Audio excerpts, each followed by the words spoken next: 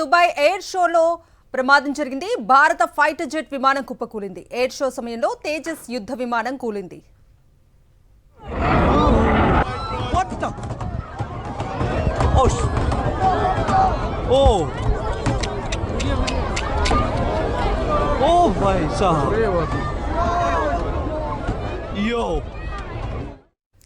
Breaking news చూస్తున్నాం. Dubai air షోలో ప్రమాదం జరిగింది. భారత ఫైటర్ జెట్ విమానం కుప్పకూలిన దృశ్యాలవి. ఎయిర్ షో సమయంలో తేజస్ యుద్ధ విమానం కూలిన దృశ్యాలు సాక్షి స్క్రీన్ మీద చూస్తూ ఉన్నాం. దుబాయ్లో ఎయిర్ షోలో ఈ ప్రమాదం జరిగింది. భారత ఫైటర్ జెట్ విమానం కుప్పకూలిన దృశ్యాలు ప్రస్తుతం స్క్రీన్ మీద చూస్తూ ఉన్నాం. ఎయిర్ షో సమయంలో తేజస్ యుద్ధ విమానం కూలింది. విన్యాసాలు చేస్తున్న సమయంలో ఈ ప్రమాదం జరిగినట్లుగా తెలుస్తోంది. పైలట్ ఏమయ్యారన్న దానిపై ఇంకా క్లారిటీ లేదు.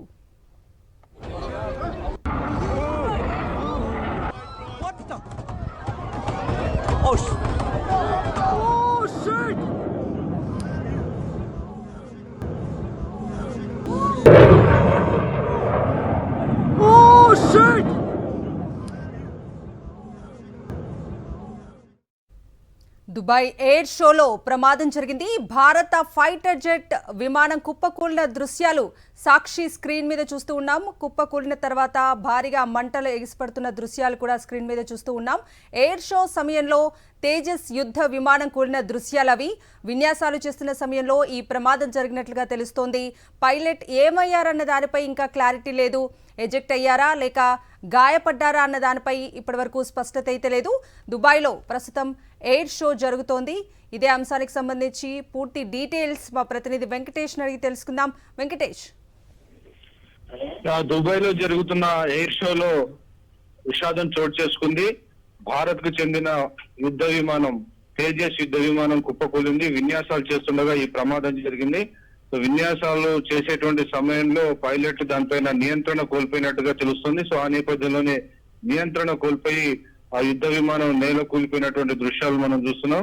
అది ఒక్కసారిగా చాలా వేగంగా కింద నేలకు తాకిన వెంటనే ఒక ఫైర్ బాల్ లాగా పెద్ద ఎత్తున మంటలు చెలరేగినటువంటి పరిస్థితి. సో మధ్యలోనే పైలట్ అందులో నుంచి బయటికి ఎజెక్ట్ అయ్యారా లేదన్నది ఇంకా తేలాల్సి ఉంది. దీనిపైన ఇండియన్ ఎయిర్ ఫోర్స్ ఎలాంటి అధికారిక ప్రకటన చేయలేదు. కేవలం భారత్ కు సంబంధించినటువంటి ఫైటర్ జెట్ యుద్ధ విమానం కుప్పకూలింది. దుబాయ్ లో జరుగుతున్నటువంటి ఎయిర్ షోలో ఈ ప్రమాదం జరిగిందని మాత్రమే ఇండియన్ ఎయిర్ ఫోర్స్ వెల్లడించింది. ఇంకా మిగిలినటువంటి వివరాలు లేటర్ స్టేజ్ లో వెల్లడిస్తామని చెప్పింది. సో మొత్తానికి దుబాయ్ లో ప్రతి 2 ఏళ్లకు ఒకసారి ఎయిర్ షో జరుగుతుంటుంది. వివిధ దేశాలకు సంబంధించినటువంటి కంపెనీలకు సంబంధించిన విమానాలు ఇక్కడ విన్యాసాలు చేస్తుంటాయి. మన దేశానికి సంబంధించినటువంటి తేజస్ యుద్ధ విమానం మనం స్వదేశీయంగా తయారు చేసినటువంటి యుద్ధ విమానం హిందుస్థాన్ ఏరోనాటిక్స్ లిమిటెడ్ సంబంధించి హాల్ కు సంబంధించినటువంటి విమానం. సో ఇది సింగిల్ ఇంజిన్ కు సంబంధించిన విమానం, సూపర్ సోనిక్ విమానం. సో స్వదేశీయంగా తయారు చేసినటువంటి ఈ విమానం కూడా దుబాయ్ ఎయిర్ షోలో ప్రదర్శన చేస్తుండగా ఈ ప్రమాదం చోటు చేసుకుంది. సో పైలట్ చేసినటువంటి తప్పిదం కారణంగా ఈ ప్రమాదం జరిగిందా లేకుంటే ఆ విమానంలోనే ఏదైనా సాంకేతిక లోపం తలెత్తిందా అయితే లేటర్ స్టేజ్ లో దర్యాప్తులో మనకు తేలేటువంటి అవకాశం ఉంది. సో మొత్తానికి ఎయిర్ షోలో జరిగినటువంటి ప్రమాదం ఒక్కసారిగా అందరినీ కూడా షాక్ గురి చేసింది.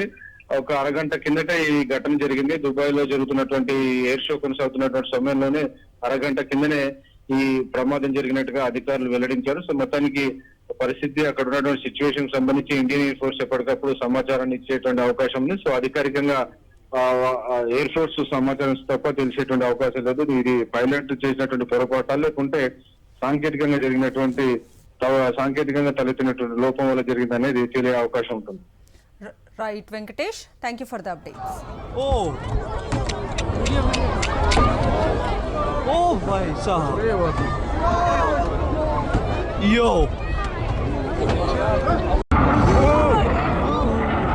what the,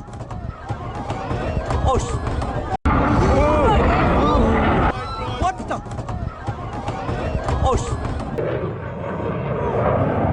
oh shit.